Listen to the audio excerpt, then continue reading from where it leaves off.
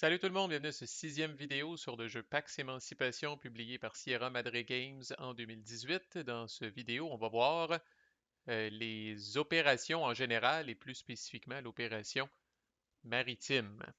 Je dis les opérations en général parce que c'est la première fois que vous allez être exposé au principe des opérations. On va parler de ça un petit peu, puis après ça, on va parler d'une seule opération qui est l'opération maritime, qui est quand même bon, quelque chose en soi. Bref, dans votre tour, vous allez faire deux actions et après ça, vous allez faire autant de hops que vous le pouvez.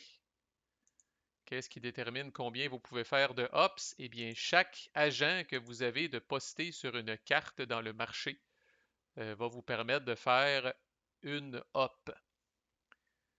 Maintenant, là, c'est là qu'on en arrive finalement aux icônes là, qui sont à droite des cartes ici. Là, les hops disponibles pour une carte qui est dans le marché là, sont listées à droite de la carte. Et toutes les cartes ne sont pas identiques, là. Le nombre de hops disponibles sur une carte, ça peut varier de 0 à 4. Alors évidemment, plus vous avez de sortes de hops, plus vous avez du choix. Vous ne serez pas capable de faire plus de hops avec cette carte-là, là. Ce qui détermine combien de hops vous pouvez faire, c'est le nombre d'agents. Fait que l'agent qui est ici va permettre au joueur vert de faire une de ces quatre hops-là. La flexibilité fait en sorte qu'au tour d'après, si le vert, par exemple, a fait literacy comme up au dernier tour, puis que là, ça lui donne plus de faire un lawsuit, ben, il peut le faire avec la même carte parce qu'il y a un petit peu plus de flex. À noter, ça c'est particulier par rapport au PAX, on ne voit pas ça tout souvent. Si vous avez, comme dans ce cas-là, vous avez deux agents sur la même carte, ces deux agents-là vont pouvoir faire des hops sur cette carte-là, pourraient même faire la même opération sur cette carte-là. Par exemple, ces deux agents-là pourraient décider de faire suffrage sur la même carte.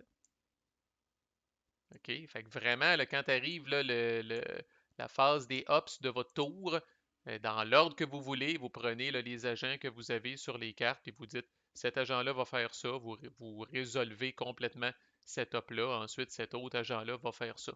Le jeu vous recommande, c'est pas bête, de prendre l'agent en question puis de venir le mettre sur le hop qu'il a fait.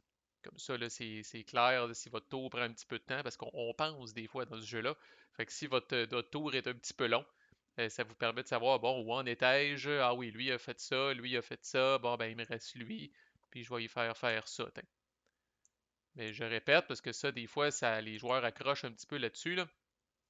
C'est pas parce que lui est titre que lui ne peut pas faire ça aussi.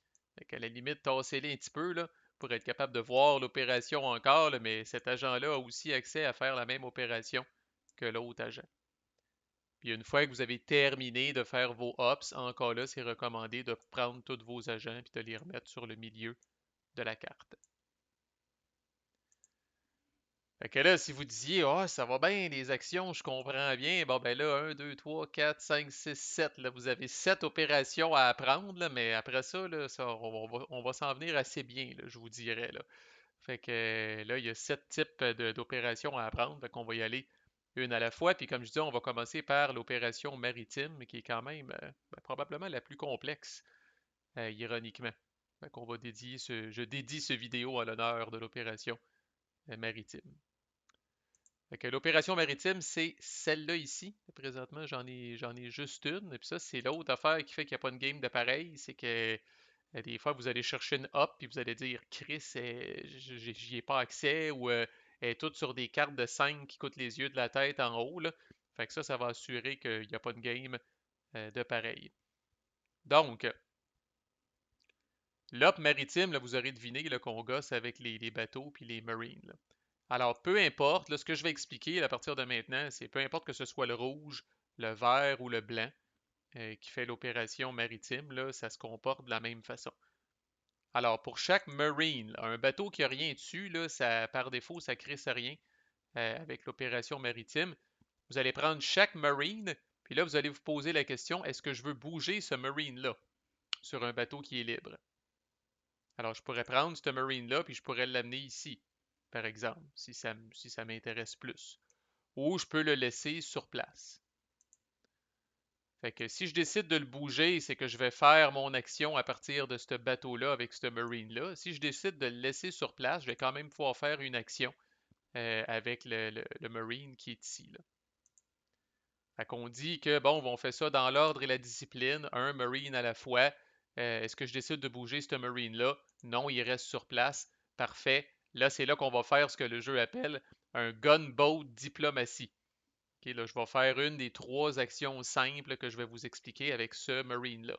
Ensuite, on passe au prochain Marine. Il en reste un autre sur la map. Alors lui, est-ce qu'il reste là ou est-ce qu'il se déplace? Fait que s'il reste là, il va faire un gunboat diplomatie ici. Puis s'il se déplace, il va faire un gunboat diplomatie ici. Alors vous décidez ça Marine par Marine. Vous aurez compris qu'à cause de ce fonctionnement-là, un bateau, là, euh, un bateau ne pourra pas faire plus qu'un gunboat diplomatie là, quand vous faites une opération maritime. Autrement dit, si je prends lui puis je décide de le laisser là, puis de faire un gunboat diplomatie avec, ben même si j'ai 3-4 autres Marines sur la map, là, ils pourront pas se déplacer sur ce bateau-là parce que c'est maximum un Marine par bateau. Fait que c'est fait, là. Ce que j'avais à faire là, c'est fait. Puis si je veux faire autre chose avec ce Marine-là, ben ça ira à une prochaine opération maritime qui pourrait suivre tout de suite après, je le répète, si j'ai deux agents sur cette carte-là, ou si j'ai des agents sur d'autres cartes qui ont accès à l'opération maritime, je pourrais refaire ça au complet comme autre opération. Il n'y a pas de limite. Des fois, vous allez skipper votre phase d'opération parce que vous avez tout simplement personne sur le marché. Puis des fois, vous allez faire 3, 4, 5 ops. OK? Fait que vous en faites autant que vous avez d'agents. Et en passant, les cartes de révolution aussi peuvent héberger des agents et elles ont des ops à droite. Alors même si vous avez des révolutionnaires là, sur des révolutions, là, ils ne se tournent pas les pouces là, pendant qu'ils préparent la révolution, ils peuvent se rendre utiles puis faire les hops, eux autres aussi, qui sont à droite de la carte avec les mêmes restrictions que j'ai parlé. Alright, fait que ça veut dire quoi gunboat diplomatie, là, quand on dit que je fais du gunboat diplomatie ici, ça veut dire quoi au juste? Ben, vous allez choisir parmi les trois trucs suivants. Le premier, c'est que vous pouvez ramasser un disque d'anarchie dans une sphère adjacente. S'il y avait un disque d'anarchie sur une des deux sphères adjacentes au bateau avec lequel vous faites du gunboat diplomatie, vous pouvez ramasser un disque. Merci, bonsoir. Vous pouvez aussi, donc c'est une de ces trois affaires-là pour chaque Marine, vous pouvez aussi ramasser une barrière mauve. C'est comme ça principalement qu'on ramasse les barrières mauves, mais si je faisais du gunboat diplomatie avec ce Marine-là, je pourrais ramasser la barrière mauve qui est ici ou qui est là, étant donné que c'est les deux sphères qui sont adjacentes. Et la troisième affaire et la plus compliquée, c'est que vous pouvez essayer de tapocher l'esclavagiste qui est ici. Il appelle ça un jet de piraterie. Vous allez essayer de faire un jet de piraterie et vous allez essayer de vous emparer de ce méchant esclavagiste qui est là. Mais c'est pas facile. Dépendamment c'est où, c'est pas facile. Il y a des places qui sont plus dures que d'autres. Vous devez, quand vous faites un jet de piraterie, vous devez d'abord décider combien de dés vous voulez brasser. Alors pour la première fois, my God, des dés dans un Pax. Ben oui. Puis il y en a quand même pas, mon un jet des dés quand même pas pire là-dedans. Et ça, vous le décidez à l'avance. Typiquement, là, à moins que vous capotiez, là, mais je n'ai jamais vu ça, là, typiquement, vous allez brasser un ou deux dés. Alors, vous allez payer un ou 4 piastres. Parce que là, vous allez payer le nombre de dés au carré que vous allez vouloir brasser. Alors, si vous voulez brasser juste un dé, vous allez payer une pièce. Si vous voulez brasser deux dés, vous allez payer 4 piastres. Si jamais vous êtes riche à craquer et vous voulez absolument faire ça, vous pourriez faire de la piraterie aussi en payant 9 piastres pour brasser 3D. Qu'est-ce qu'il faut que vous obteniez comme résultat pour être capable de bien tapocher l'esclavagiste? Vous devez brasser plus haut que le nombre d'esclaves dans les sphères adjacentes. Alors voici un cas où c'est pas pire. Même en début de game, là, j'ai un esclave ici, un esclave ici. Alors il faut que je brasse plus que deux. Alors même avec un dé, j'ai des assez bonnes chances, mais avec deux dés, j'ai des crises de bonnes chances. Par contre, ici, 1, 2, 3, 4, 5, 6, 7, 8. Alors là, avec un dé, c'est carrément impossible. Puis même avec deux dés, je répète, égal, c'est passé, il faut que vous brassiez plus haut que le nombre d'esclaves. Et ce bateau-là ici, là, 1, 2, 3, 4, 5, 6, 7, 8, 9, 10, 11, 12, 13, 14, 15, ça prend 15. Vous allez dire, Calice, Marco, c'est donc ben tough, esti. Mais oubliez pas, progressivement, il va y avoir des personnes libres qui vont venir remplacer les esclaves. Alors, chaque personne libre, essentiellement, rend ça un petit peu plus facile de tapocher le pirate qui est situé là, sur la frontière maritime qui est adjacente à cette sphère-là. Fait que vous décidez le nombre de dés que vous voulez brasser, vous payez, vous brassez le nombre de dés, vous comparez la quantité d'esclaves. Si vous avez réussi à brasser plus que le nombre d'esclaves qu'il y a dans les sphères adjacentes, bravo, vous méritez le bateau en cadeau qui vaut un point de victoire à la fin de la game. Là, il y en a peut-être quelques curieux parmi vous qui disent, mais Marco, qu'est-ce que ce symbole de D sur les esclavagistes? Ici, il y a un, ils sont pas tous pareils. Ici, il y a un, deux, ici, il y a un, ici, my God, il y a un, deux, trois, quatre. Qu'est-ce que ça veut dire? Ce que ça veut dire, c'est que si vous ne brassez qu'un seul dé et que ce dé-là est à l'intérieur du range qu'il y a sur le bateau pirate, ben là, ça va pas bien. Non seulement, puis là, c'est très particulier, laissez-moi finir, là. Mais fait que supposons que je suis ici. On va faire l'exemple avec lui, là. C'est un petit peu plus. Bon. Je brasse avec lui, je décide de brasser juste un dé, je brasse un 3, merci, bonsoir, j'ai réussi. Je le ramasse. Je brasse, je pogne 2. Qu'est-ce qui arrive à ce moment-là? Je dois, il se produit ce que le jeu appelle de la corruption. Je dois régresser une barrière dans une de ces deux sphères-là. Régresser une barrière, ça veut dire prendre une des barrières d'une de ces deux sphères-là qui appartient à un des joueurs, je choisis, et je la prends et je la ramène ici. Alors, c'est le cas de le dire, on régresse. On régresse. Là. Je disais que le jeu coop est quand même relativement facile, là, mais vous n'avez pas tant de lousse que ça. Là. Si vous passez votre temps à régresser des barrières, parce que par exemple, vous poussez votre lock avec les pirates, ça ira pas bien. Là. Vous n'allez peut-être pas passer l'espèce de coupe là, à un moment donné là, qui exige que vous ayez, je pense, 25 barrières au moins sur le jeu. Là. Puis là, si vous dites, ah ben par exemple, toutes les barrières sont déjà sur le jeu, fait que c'est safe, je peux m'essayer, le jeu a pensé à ça, hélas pour vous. Mais si vous brassez un seul dé, que vous brassez un ou deux, puis que vous n'êtes pas capable de régresser de barrière, vous allez régresser une anarchie à la place. C'est-à-dire que vous allez prendre un de vos 10 d'anarchie par défaut, si vous n'avez plus, vous pigez dans ceux des autres, puis vous allez venir le crisser dans une des deux sphères adjacentes avec les mêmes règles que s'il y a deux 10 d'anarchie, là, ça se pile à côté, là, ça refoule à côté jusqu'à temps qu'on réussisse à placer le disque. Vous ne parlerez pas de ça tout de suite, mais ça peut être une technique avancée des fois de vouloir volontairement failer pour régresser une barrière. Ben, en fait, là, les joueurs extrêmement compétitifs parmi vous savent ah, ben c'est peut-être comme ça, Marco, d'abord, qu'on pourrait faire qu'il ne reste que juste des barrières rouges présentement ici. Et je fais exprès de me battre contre le pirate en lançant juste un dé, en espérant peut-être de régresser une barrière blanche. Puis là, on se retrouve avec des barrières mélangées ici. Donc ça donne plus de VP de bonus à personne. Alors que dans cette situation-là, ça donnait des VP bonus aux joueurs rouges. Mais oui, je m'étais dit que je ne ferais pas trop de stratégie pour pas vous, vous surcharger le brain encore plus. Dans les faits, on choisit combien de dés qu'on veut brasser. On paye cette somme-là au carré. On brasse le nombre de dés.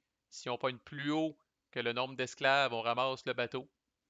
Si on pogne égal ou plus bas puis qu'on a brassé 2 dés ou plus, pas de problème.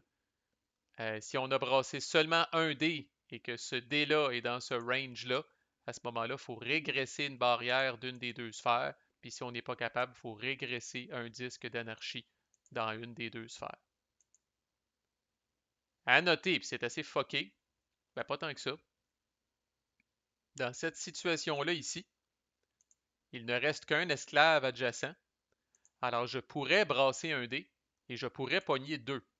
Que se passe-t-il à ce moment-là? J'ai battu le bateau, parce que 2 c'est plus grand que 1. C'est vrai, je claim le bateau, mais il se produit de la corruption pareil. Je dois quand même régresser une barrière, et si je peux pas, régresser un disque d'anarchie. Donc, le fait de brasser un dé et que le dé soit dans ce range-là, on va le dire comme ça, c'est irrelevant de si vous avez gagné ou non la bataille contre le pirate. Si vous lancez juste un dé et vous êtes dans ce range-là, il y a de la corruption qui se produit. Puis ça, c'est indépendant de avez-vous réussi ou échoué à abattre le pirate. Et pour wrapper ça up, et là, c'est là que vous allez dire, oh Chris, ok, ouais, je comprends le pouvoir spécial du rouge, c'est quand même intéressant, là. Mais on en a parlé rapidement, mais là, vous êtes plus en mesure de comprendre ça. Alors, je rappelle que le joueur rouge, à chaque fois qu'il fait une levée de fonds, il peut faire ce que je viens d'expliquer. Une opération maritime, là, tout ce que je viens d'expliquer, une opération maritime, c'est-à-dire que s'il y a 4-5 Marines sur la map, là, il va pouvoir activer ces 4-5 Marines-là, les déplacer le cas échéant, ramasser des 10 d'anarchie, ramasser des barrières mauves, puis se battre contre des pirates. Alors, il fait ça gratuitement, euh, dans le fond, là, en même temps que, ben, après avoir fait son action de levée de fonds. Même chose, le joueur rouge, seulement le joueur rouge, après qu'il a fait son action de shipbuilding, s'il veut, il peut ajouter un Marine sur n'importe quel bateau, pas juste le bateau qu'il a construit, n'importe quel bateau, il peut venir installer un Marine dessus, puis là, il peut faire un gunboat diplomatie, mais juste avec le bateau sur lequel il vient de parker un Marine. Fait que dans une situation comme ça, le rouge décide euh, de faire un shipbuilding, il bâtit un ship ici, puis il décide d'installer un Marine en même temps sur ce bateau-là. Mais là, il pourrait décider de faire un gunboat diplomatie avec ce Marine-là, pas avec toute la gang. C'est comme une opération maritime limitée à un seul Marine et sur un seul bateau. Il pourrait faire ça ici, par exemple, il pourrait ramasser le 10 d'anarchie qui traîne là.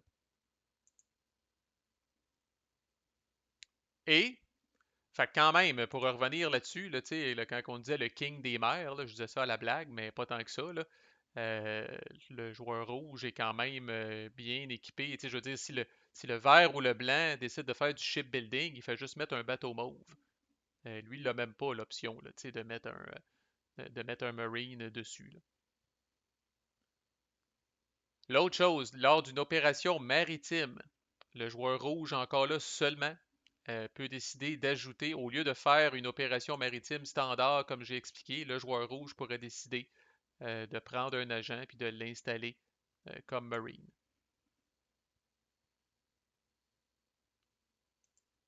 Puis ça, là, si on compare, là, voici le player aid du vert. Fait que le vert, ça va dire pour le Maritime Up, bouge autant de Marine que tu veux à n'importe quel bateau, puis fait du gunboat diplomatie. Mais le rouge, lui, il y a une petite affaire qui a été rajoutée. C'est écrit plus Marine ou fait cette patente-là. Donc le rouge a l'option avec une op maritime d'ajouter un Marine. Mais à ce moment-là, il ne fait pas de gunboat diplomatie. Puis vous avez le truc ici, là, la précondition aussi pour tapocher, là, si vous avez euh, bon, ce qu'on appelle un slaver, là, un esclavagiste, là, puis ce qu'on appelle un warship, qui est un bateau avec un marine dessus, dans la même frontière, nombre de dés au carré, c'est le coût. Vous ramassez le slaver si votre jet est plus grand que le nombre de slaves dans des sphères adjacentes. Puis si vous roulez le truc, vous rebrassez juste un dé, puis vous roulez le truc qui est sur le bateau. Ça crée la corruption. Puis je répète, on a-tu. C'est qui c'est pour bien faire? On n'a pas. On n'a pas non plus ici, là. Mais si vous avez un impact, là, en fait, je l'ai ici, là. J'en ai parlé dans le dernier vidéo. Si vous avez un impact ici d'ajouter un ship, l'impact d'ajouter un bateau, vous pouvez ajouter un bateau, puis là on disait, là, je le répète, je le répéterai jamais assez, peu importe qui fait ça, vous pouvez prendre un administrateur rouge et vous pouvez le bouger sur n'importe quel bateau sur lequel il y a de la place. Et là aussi, vous pourriez faire du gunboat diplomatie avec ce bateau-là spécifiquement. Ça, c'est tout le monde là, qui, dans le fond, légifère une carte qui a là, comme impact là, le symbole que je montrais, là, le symbole de shipbuilding qui est ici. Là.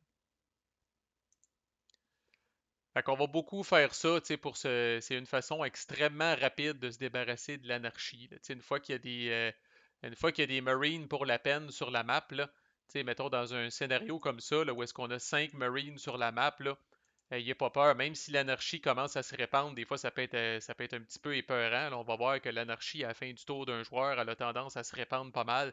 Puis là, maintenant, on chie dans nos culottes, puis on a Chris, on va perdre la game à cause de l'anarchie. Là. Il s'agit qu'une personne prenne le temps de faire une opération maritime, là. Puis là, souvent, là, elle va dire, bon, ben, je ramasse une anarchie ici, je ramasse une anarchie ici, j'en ramasse une ici, j'en ramasse une ici, j'en ramasse une ici. Puis là, on dirait là, que, alors qu'on avait l'impression que c'était la fin du monde, là, une opération maritime vient de clairer 5 disques d'anarchie de la map, puis là, on est reparti. Là. Fait que, tu sais, il faut pas. Ça se règle assez vite, là, c'est l'utilité principale de ça. Quand le fruit est mûr, ça, c'est des techniques un petit peu plus avancées, là, on va venir cueillir aussi des barrières mauves. Mais on va voir dans les prochaines vidéos qu'il ne faut pas faire ça trop vite, nécessairement, ironiquement. Puis même principe, là, généralement quand le fruit est mûr, parce qu'on n'aime pas trop ça, jeter de l'argent par les fenêtres, on va commencer à se battre contre les esclavagistes. Là. Vous allez me dire, ah, il me semble que les esclavagistes, c'est pas trop payant, c'est juste un point de victoire, là. Mais les esclavagistes ont d'autres inconvénients, là, tant qu'ils restent, qu'ils mouillent le port des sphères, là, ils sont quand même assez chiants. Ils vont faire que des actions coûtent plus cher, puis tout le kit, là, fait que ça peut être une autre raison de les tapocher. Bref, on a vu une opération dans les prochaines vidéos. On va voir les autres, là, puis là, je ne serais pas surpris que je sois capable d'en faire 4-5 dans le prochain vidéo. Là. Il y en a une couple qui sont quand même assez faciles. Là. Faites-vous-en pas. Là. Fait que, lâchez pas, 4.6 sur 5, on disait. Fait que, what did you expect? À plus.